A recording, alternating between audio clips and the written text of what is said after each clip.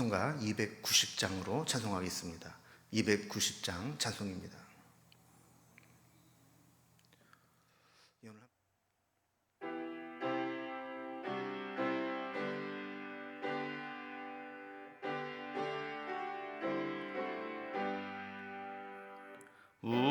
우리는 주님을 늘 배반하나 내 주 예수 여전히 날 부르사 그 참되신 사랑을 베푸시나니 내 형제여 주님을 곧 따르라.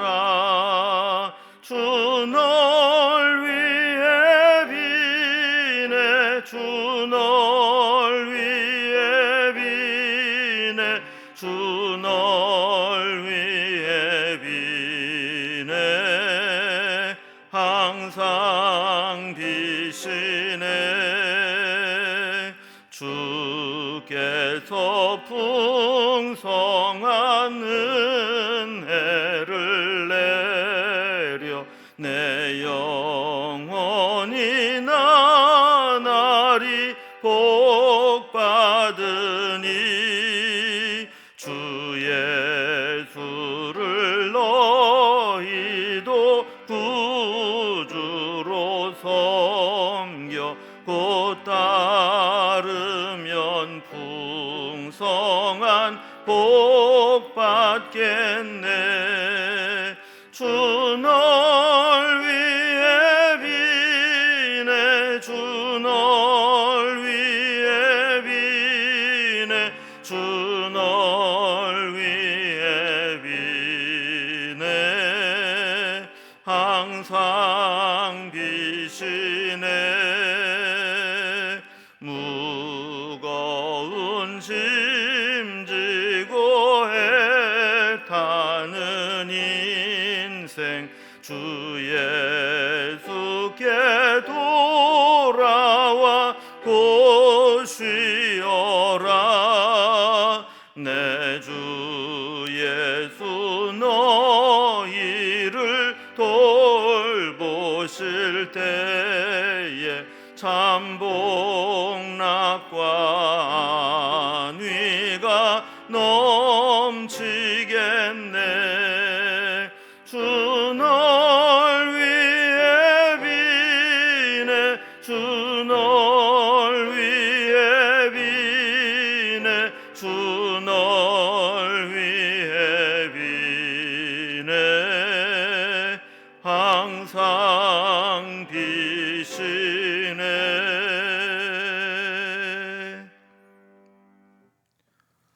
오늘 함께 나눌 하나님 말씀은 여호수아서 7장 1절에서 15절까지 말씀입니다.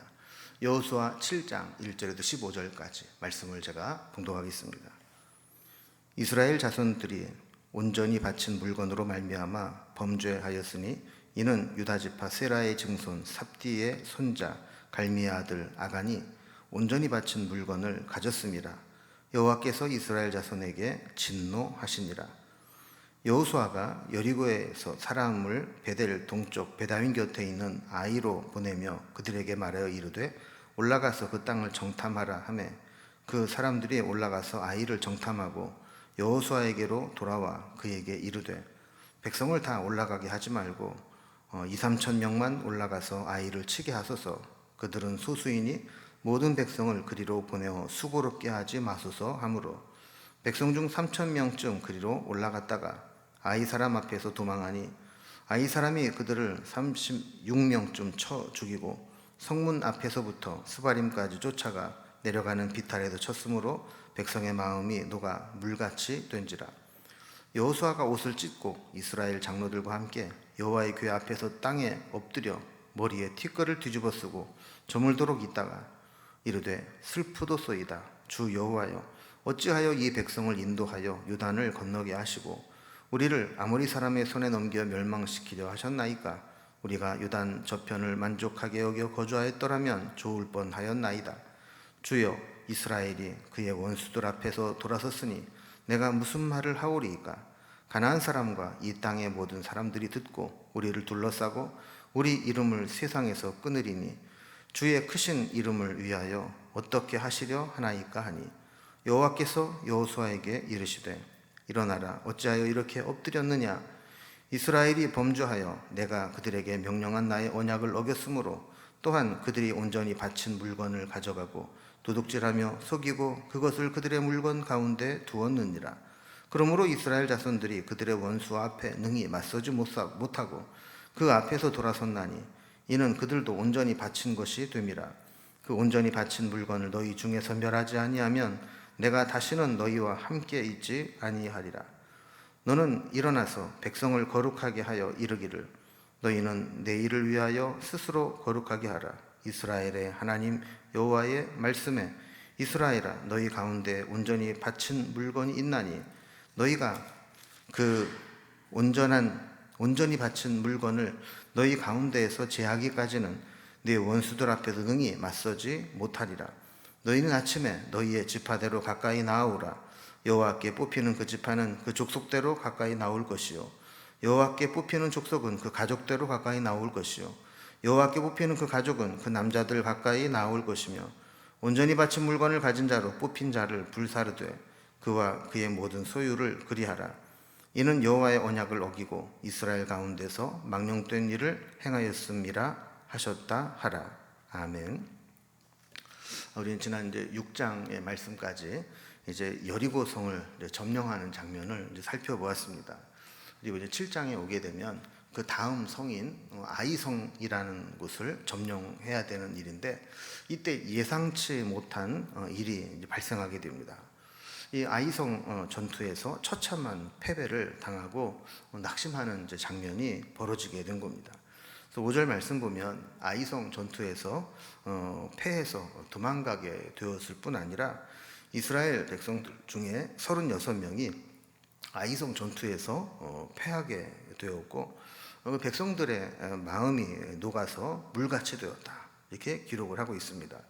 그래서 오늘 본문에는 이렇게 아이성 전투에서 이제 패배하게 된 장면을 설명을 하고 그 이유와 또 패배한 후에 어떻게 그 문제를 해결해야 될지에 대해서 우리에게 말씀을 통해 가르쳐주고 있습니다.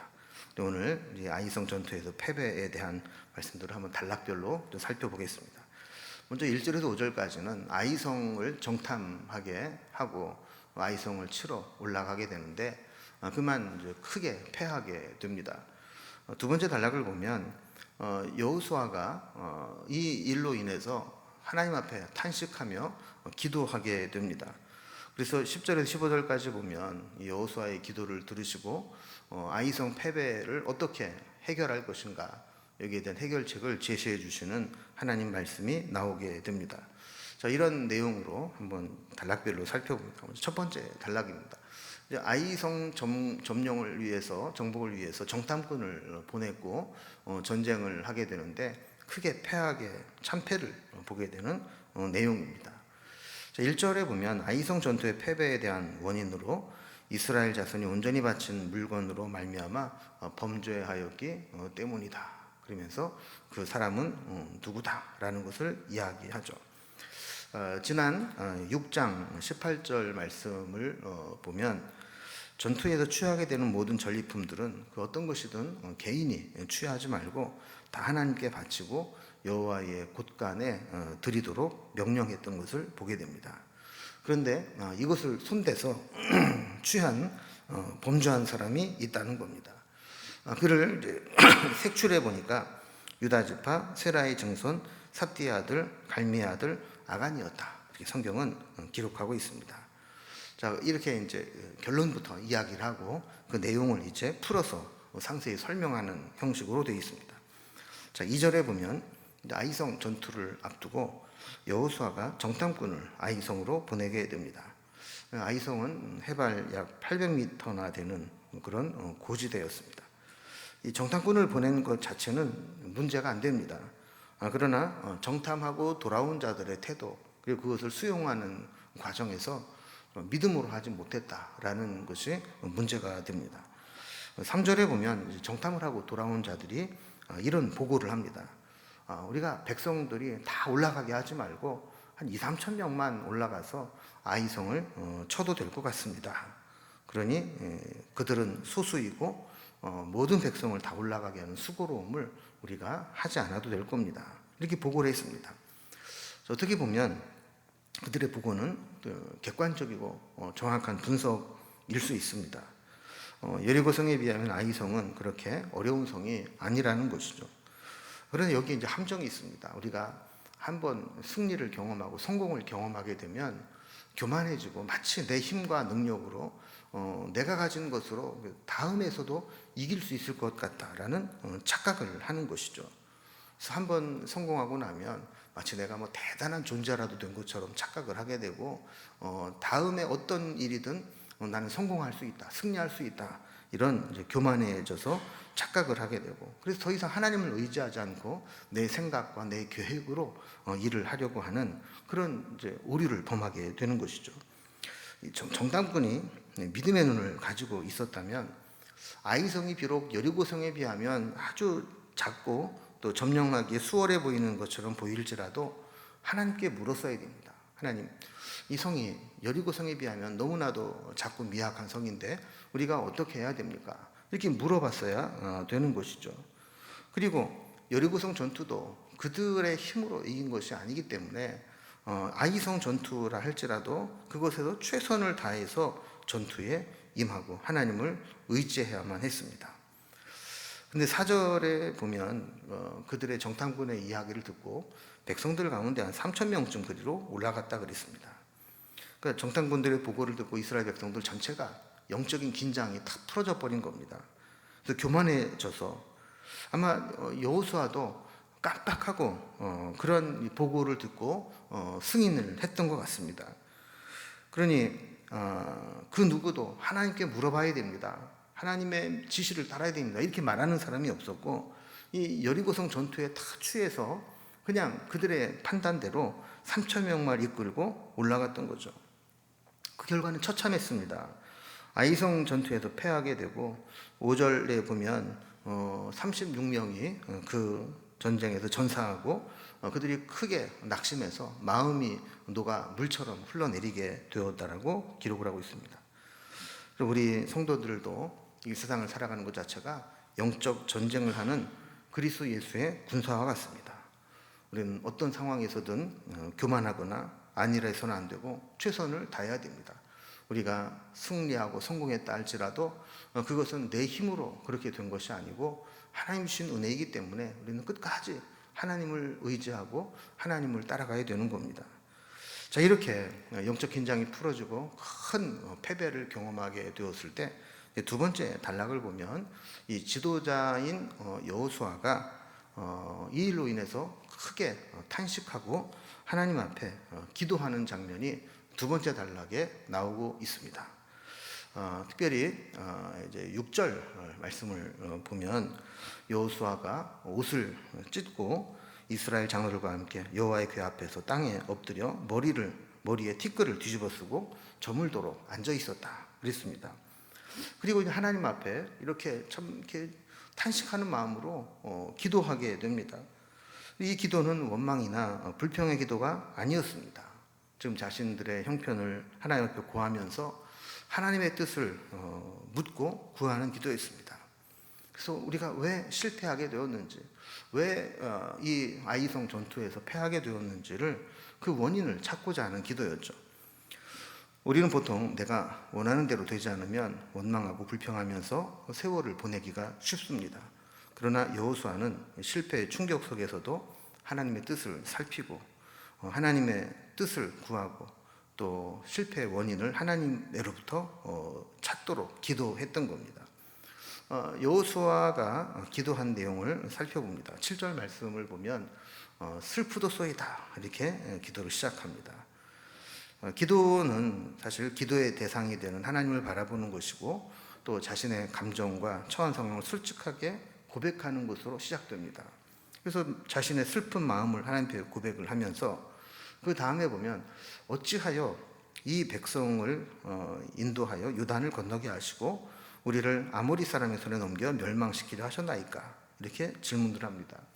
그러니까 하나님께서 이 전쟁을 명하셨고 여리고성에서도 그 성공을 거두고 승리를 했는데 왜 이렇게 아이성에서 패배하게 되었고 우리가 이 패배를 어떻게 받아들여야 될지 모르겠다 하는 힘든 마음을 고백한 겁니다. 그래서 차라리 우리가 요단 동편에 아모리 사람들이 살고 있었던, 그러니까 르우벤 지파, 갓 지파, 므낫세 지파가 분배받은 그 요단 동편에 차라리 우리가 거주했더라면 좋을 뻔했겠습니다 라는 이야기를 하는 겁니다. 진짜 여호수아가 하나님 주신 약속의 땅이 중요하지 않고 그냥 눈에 보이는 요단 동편을 차지하겠다 뭐 이런 게 아니라 아이성 패배를 통해서 하나님의 뜻이 요단강을 건너서 가나안 땅을 취하는 것이었다면 왜 우리가 패배하게 되었는가, 이것을 하나님께 반어법적으로 물어보는 것이었습니다. 즉 하나님의 약속과 말씀에 반대되는 결과를 얻게 되었을 때 이것을 어떻게 받아들여야 되는지, 이 문제의 원인은 무엇이고 어떻게 해결해야 되는지 씨름하는 기도라 볼 수 있습니다. 우리도 마찬가지죠. 우리도 뭔가 하나님의 뜻대로 안 됐을 때 하나님 앞에 씨름하면서 하나님의 뜻이 무엇인지를 구하는 것이 필요합니다. 8절에 보면 이스라엘이 그의 원수들 앞에서 돌아섰으니 내가 무슨 말을 하오리까 이렇게 묻습니다. 이스라엘 백성들이 원수들 앞에서 돌아서서 패하고 5절의 말씀처럼 마음이 물욕도 높게 되었으니 어찌해야 될 바를 모르겠다. 무슨 말을 할 수 있습니까? 할 말이 없다는 겁니다. 9절에 보면 우리가 여호수아의 신앙을 보게 되는데 가나안 사람과 이 땅 모든 사람들이 듣고 우리를 둘러싸고 우리 이름을 세상에서 끊으리니 주의 크신 이름을 위하여 어떻게 하시려 하나이까? 라고 묻습니다. 그러니까 이 말씀은 결국 우리가 아이성에서 패하게 되고 실패로 끝나게 된다면 가나안 사람들이 그 실패를 보면서 우리를 욕하는 것이 아니라 주의 크신 이름을 욕하게 될 거라는 것이죠. 그리고 가나안 사람들이 힘을 모아서 공격해 와서 패하게 된다면 여기까지 이스라엘 백성들을 이끌고 오신 그 하나님의 이름을 더럽히게 되고 하나님의 영광을 가리는 그런 결과를 가져오게 되니 우리가 어찌하면 좋습니까? 라는 기도를 드리는 겁니다. 사람들은 보통 하나님의 영광보다는 자기 체면이 더 중요합니다. 그래서 하나님의 뜻을 구하기보다 내 구겨진 체면을 어떻게 되살릴 것인가, 여기에 더 관심을 가질 때가 많습니다. 그러나 진정한 신앙인은 자기 자존심이나 체면을 살리는 것보다 하나님의 영광이 가리지는 않는지, 하나님의 이름이 욕되지는 않는지, 이거를 더 중요하게 생각해야 된다는 것을 여호수아를 통해 보게 되는 것이죠. 자, 이제 이렇게 하나님 앞에 기도하고 났을 때 하나님께서 기도에 응답을 해주셔서 이 아이성 패배를 어떻게 해결할 것인가, 이 해결책을 제시하시는 것을 보게 됩니다. 10절부터 보면 하나님의 응답이 나오게 되는데 10절에 보면 여호와께서 여호수아에게 이르시되라고 되어 있습니다. 하나님은 우리가 중심으로 기도할 때 응답하시는 분이라는 것을 보여주는 거죠. 하나님의 응답을 보면 일어나라, 어찌하여 내가 이렇게 엎드려 있느냐 하는 겁니다. 그러면서 여호수아에게 하나님 응답하신 내용을 전달하게 되는데 11절 12절을 보면 이스라엘 백성들이 왜 아이성에서 패배하게 되는지를 말씀합니다. 이스라엘 백성이 범죄하여 하나님의 명령한 약속을 어긴 것이 때문에 패하게 되었다는 겁니다. 그리고 우리는 어떤 일에 문제가 생기고 실패를 경험하게 되면 제일 먼저 해야 되는 것이 그 원인을 찾는 것입니다. 영적인 원인이 무엇인지, 그리고 내가 실수하고 잘못한 것은 무엇인지, 내가 해결해야 될 것은 무엇인지, 이렇게 실패의 원인을 찾고 대처를 해야 되는 거죠. 특별히 어떤 객관적인 사실 규명도 중요하지만 하나님께서 왜 실패하게 하셨는지 영적인 원인을 찾는 것이 더 중요하다고 볼 수 있습니다. 그래서 13절 이하에 보면 이제 실패를 딛고 일어나 다시 승리할 수 있는 방법을 알려주십니다. 13절에 보면 먼저 백성들을 거룩하게 하라고 말씀합니다. 거룩하게 하는 방법 중에 하나는 범죄자를 찾아내서 그 범죄자를 처벌하는 겁니다. 즉 하나님께 온전히 바쳐진 것이 있는데 그 하나님께 온전히 바쳐진 것들 가운데 백성들 중에 그걸 가지고 있는 자가 있다라는 것이죠. 그러니 그를 찾아내서 그들을 제해야 된다라는 겁니다. 그래서 14절 말씀 보면 백성들 앞에서 제비를 뽑게 했습니다.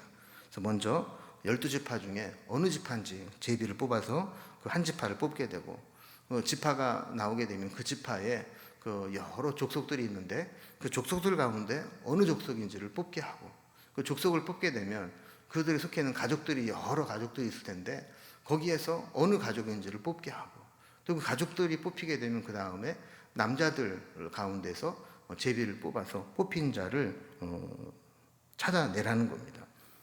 15절에 보면 이렇게 찾아낸 자와 그 소유를 다 불살라라 이렇게 말씀을 합니다. 어쨌든 이제 중요한 것은 우리가 실수하고 잘못하고 사고를 치고 문제를 일으켜서 하나님의 뜻을 그르칠 때가 있습니다. 그때 하나님은 문제를 해결할 수 있고 또 해답을 우리에게 제시해 주시는 분입니다. 우리가 잘못을 할 때 잘못을 깨달아야 되고 또 깨닫는 것도 중요하지만 하나님께서 해결책을 주실 때 그 해결책대로 순종하는 것도 필요한 것입니다. 이렇게 오늘 본문에서는 우리가 예리고 성에서 승리했다고 해서 자만해서는 안 된다는 것을 보여주는 것이죠. 어차피 우리는 은혜로 사는 사람들입니다. 내 힘으로 승리하고 성공한 것이 아니라 하나님이 힘을 주셨고 승리하게 하셨고 성공하게 하셨기 때문에 지극히 사소하고 적은 것이라 할지라도 우리는 하나님을 의지하고 하나님의 말씀대로 순종하는 자세를 잊어버려서는 안 되는 겁니다. 또 우리가 실수하고 잘못했다면 그 원인을 철저하게 규명하고 그 원인을 제거해서 다시는 같은 실수를 하지 않도록 해야 될 줄로 믿습니다. 오늘 말씀을 생각하면서 우리가 끝까지 믿음으로 순종하는 삶을 살아가기로 결단하는 그런 시간이 될 수 있기를 주님의 이름으로 기원합니다. 기도하겠습니다. 하나님 아버지, 그렇게 힘들고 난공불락의 성이었던 여리고성을 점령했지만 영적인 긴장이 풀어지고 교만하고 인간적인 생각으로 나가게 될 때 그보다 훨씬 쉬워 보이는 아이성 전투에서 크게 패하고 하나님 앞에 탄식하며 그 원인을 찾고 그 해결책을 주시는 대로 문제를 해결하려고 하는 장면을 살펴보게 되었습니다. 우리도 우리가 살아온 모든 것 하나님의 은혜이고 내가 잘나서 승리하고 성공한 것이 아님을 알고 끝까지 겸손하며 끝까지 하나님의 뜻을 구하고 기도하며 살아갈 수 있도록 인도해 주시옵소서. 행여라도 우리가 잘못한 것을 깨닫게 된다면 잘못된 원인을 찾아내서 해결하며 하나님 앞에 온전한 모습으로 설 수 있도록 인도하여 주시옵소서.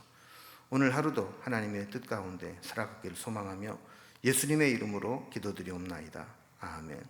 각자의 기도 제목들로 자유롭게 기도하시겠습니다.